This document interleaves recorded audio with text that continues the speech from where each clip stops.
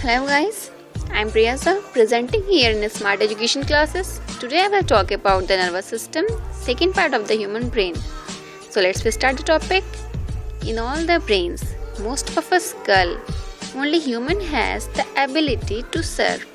Because ये दुनिया के सभी प्रजातियों में से अनोखी प्रजाति और कुदरत का करिश्मा मानी जाती है, क्योंकि इसके पास जो एबिलिटी होती है वह इसके ब्रिलियंस एंड करेजनेस पर डिपेंड करती है. To begin, let's look at the primary functions of the nervous system. Purpose. इसका बेसिक पर्पस होता है बॉडी की सभी एक्टिविटीज़ को कोऑर्डिनेट करना. ये बॉडी को इतना इनेबल बनाती है कि बॉडी बाहर और अंदर होने वाले सभी चेंजेस के प्रति रिस्पॉन्ड करे. Now, the nervous system is actually splits into two parts, central nervous system and the peripheral nervous system. PNS को एक्सप्लेन करने से पहले मैं आपको CNS के बारे में बताना चाहूँगी. सेंट्रल नर्वस सिस्टम यानी CNS, इसके दो मेन डिस्टिंक्शन होते हैं, the brain and the spinal cord. जैसे कि सभी लोग जानते हैं कि ब्रेन क्रैनियम और स्कल यानी कपाल या खोपड़ी के अंदर पाया जाता है और ब्रेन के 6 मेन सेक्शंस भी होते हैं. This 6 sections are cerebrum, cerebellum, ट्रांसिफिलॉन, midbrain, pons, and the last one is medulla oblongata. The first section is the cerebrum. ये ब्रेन का सबसे लार्जेस्ट सेक्शन होता है और प्रत्येक सेक्शन 2 पार्ट्स में बटे होते हैं, right and the left hemisphere. Cerebrum 4 lobes में भी डिवाइड होता है. These lobes are frontal, parietal, temporal and the last is occipital. Frontal lobe mainly reasoning यानी तर्क शक्ति और थॉट यानी विचार के लिए रिस्पॉन्सिबल होता है. Parietal lobe mainly sensory informations के लिए होते हैं. टेम्पोरल लोब मेनली ईयर से ऑडिटरी इंफॉर्मेशन यानी बाहरी सूचनाओं को प्रोसेस करने के लिए होता है. And the last is occipital lobe, ये मेनली विजुअल इंफॉर्मेशंस यानी देखी गई सूचनाओं को प्रोसेस करने के लिए होता है. The second section of the brain is cerebellum. ये सेक्शन सिर के पीछे सेरिब्रम के नीचे और सर्वाइकल के ऊपर स्थित होता है. ये मसल्स कोऑर्डिनेशन यानी मांसपेशियों में सामंजस्य बनाने के लिए, संतुलन के लिए, पोस्चर एंड मसल टोन के लिए होता है. ट्रांसिफिलॉन सिस्टम ये सेरिब्रम और मिड ब्रेन के बीच में पाया जाता है and it contains 2 structure, thalamus and hypothalamus. Thalamus ये सेंसरी इम्पल्स यानी संवेदी आवेग या सूचनाओं को डायरेक्ट सेरिब्रम तक पहुंचाता है. हाइपोथैलेमस ये शरीर में तापमान, भूख, जल संतुलन, निद्रा, ब्लड वेजल्स यानी रक्त नलिकाओं को फैलने और सिकुड़ने के लिए भी कंट्रोल और रेगुलेट करता है. Hypothalamus also plays role for emotions such as anger यानी क्रोध, डर, खुशी, दर्द, स्नेह. मिड ब्रेन सिस्टम सेरिब्रम के नीचे स्थित होता है. ये आंखों और सूचनाओं की प्रतिवर्ती क्रिया यानी ऑडिटरी रिफ्लेक्स के लिए रिस्पॉन्सिबल होता है. पॉन्स ये मिड ब्रेन के नीचे ब्रेन स्टेम में स्थित होता है. ये कुछ रिफ्लेक्स एक्शन के लिए भी रिस्पॉन्सिबल होता है, जैसे चबाना, स्वाद चखना या लार का आना. And in the last section is the medulla oblongata. ये ब्रेन स्टेम का लोवेस्ट पार्ट होता है जो स्पाइनल कॉर्ड यानी मेरु रज्जु से जुड़ा होता है.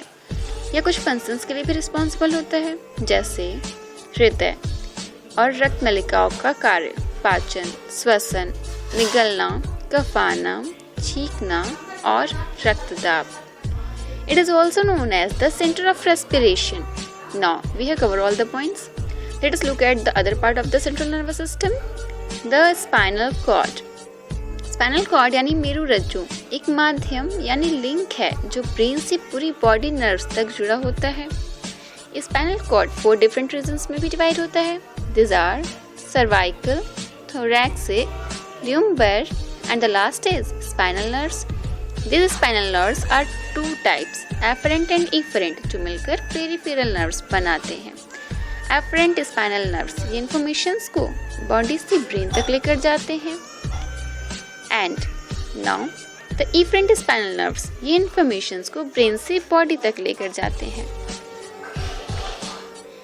ब्रेन और स्पाइनल कॉर्ड के नर्व्स के बाद विस्तृत कार्य की जानकारी के बाद न्यूरॉन्स यानी तंत्रिका और डेंड्राइट्स यानी ध्रुमिकाएं सेंट्रल नर्वस सिस्टम को संचालित या फिर रेगुलेट करती हैं। यही मेजर कंपोनेंट्स ऑक्सीडाइज होने के बाद पेरिफेरल नर्वस सिस्टम बनाते हैं। Peripheral nervous system are 2 types. इसके 2 सब डिवीजन होते हैं, somatic nervous system and the second is autonomic nervous system.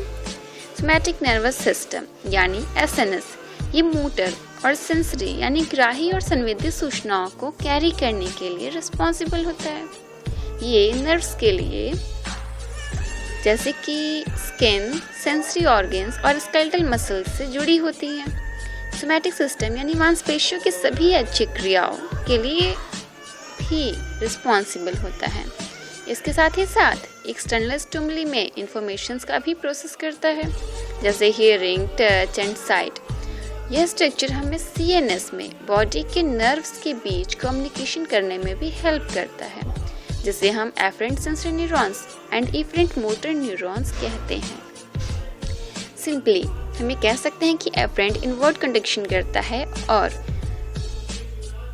Efferent outward conduction करता है। So just like the spinal cord, afferent neurons भी informations को nerve से सीएनएस तक ले जाते हैं और इफरेंट न्यूरॉन्स इंफॉर्मेशंस को सीएनएस से मसल्स फाइबर यानी मांसपेशियों से होते हुए पूरी बॉडी तक ले जाते हैं। The autonomic nervous system is further divided into 2 parts, the sympathetic nervous system and the parasympathetic nervous system. Have you ever heard fight or flight? ये सभी ऐसी प्रक्रियाएं हैं जिनसे इंसान स्वयं के शरीर को किसी भी डेंजर या फिर किसी भी तरह के स्ट्रेस से बचाने के लिए या फिर छिपाने के लिए तैयार करता है। और नेक्स्ट है हमारा पैरासिम्पैथेटिक नर्वस सिस्टम। ये बॉडी में किसी भी तरह की सिस्टम को दोबारा से सामान्य यानी नॉर्मल से दोबारा पुनर्वस्था में वापस लाने के लिए रेगुलेट करता है। Now your nervous system topic is completed. Thanks for watching the video. अगर आपको इसका पार्ट फर्स्ट देखना है तो लिंक डिस्क्रिप्शन बॉक्स में नीचे दिया हुआ है। मेरे वीडियो चैनल को लाइक और सब्सक्राइब जरूर करें और अगर आपको किसी और टॉपिक पर वीडियो देखना हो तो कमेंट बॉक्स में कमेंट जरूर करें। थैंक्स।